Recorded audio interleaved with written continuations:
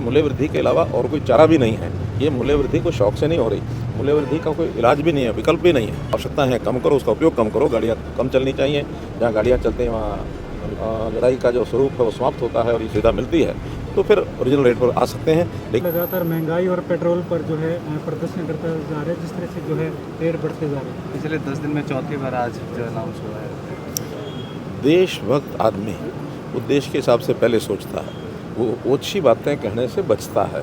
उनको ये पता नहीं है कि ये जो समस्या आई है इसका कारण हमारी सरकार, हमारा देश नहीं है। इसका कारण अमेरिका ईरान का जो युद्ध है या जिस प्रकार का तनाव है उसमें तेल की आपूर्ति वहाँ से नहीं हो रही, तेल की कीमतें बढ़ रही हैं और तेल की जो कीमतें बढ़ रही हैं कुछ देशों ने तो अपनी जो वर्तमान कीमत थी उसको डबल तक किया है और हमारे यहाँ तो बहुत सहज, हालांकि बहुत ज़्यादा पैसा खर्च करना पड़ रहा है। मोदी जी ने अपील भी की है कि तेल की खपत यानी उसकी जो आवश्यकता है कम करो, उसका उपयोग कम करो, गाड़ियाँ कम चलनी चाहिए।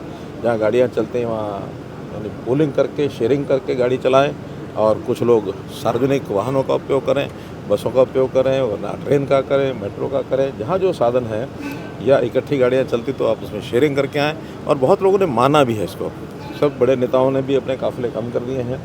ऑफिस में भी एक सप्ताह में एक दिन वर्क फ्रॉम होम ये भी इसीलिए लागू किया है कि कुछ गाड़ियाँ कम चलें, तो उसका असर बहुत यानी हो रहा है, लाभ मिल रहा है।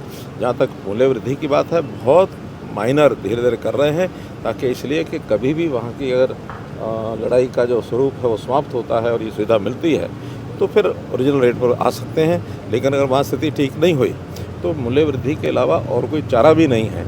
ये मूल्य वृद्धि कोई शौक से नहीं हो रही, मूल्य वृद्धि का कोई इलाज भी नहीं है, विकल्प भी नहीं है, क्योंकि हमारे पास जो स्टॉक है जितने दिन का है उतना ही है।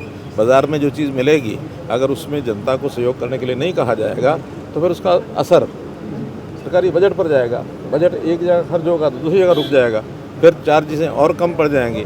इसलिए सम्यक विचार करके ये सारी चीज़ों का फैसला लिया जाता।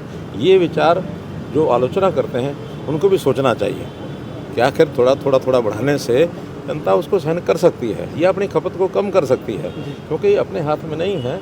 ये दुनिया के दो देशों के बीच में जो लड़ाई है उसका परिणाम। हरियाणा में SIR की प्रक्रिया शुरू हो चुकी है और कांग्रेस हमेशा ये कहती है कि बीजेपी उसके सारे वोट काटने की, इस तरह के आरोप भी लगते हैं। ये आरोप बहुत प्रदेशों में लगा चुके हैं और जहाँ लगा रहे हैं वहाँ फेल हो रहे हैं और लगाएंगे और ज़्यादा पीछे जाएंगे। सर, सोशल मीडिया में जैसे कि कांग्रेस जनता पार्टी के जो चर्चे हो रहे हैं वो क्या मानते हैं? कुछ नहीं है, ये एक शोषा है और ये शोषा पैदा करने वाले लोग एक अनार्किज्म पैदा करना चाहते हैं।